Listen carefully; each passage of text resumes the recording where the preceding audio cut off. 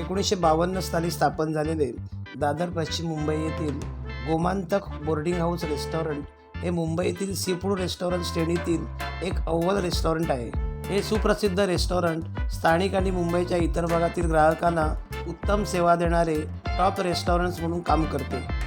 आपल्या प्रवासात या व्यवसायाने आपल्या उद्योगात घट्ट पाय रोवले आहेत। ग्राहकांचे समाधान हेच त्यांच्या उत्पादने आणि सेवांइतकेच महत्त्वाचे आहे आणि यामुळेच या रेस्टॉरंटला ग्राहकांचा मोठा आधार मिळाला आहे।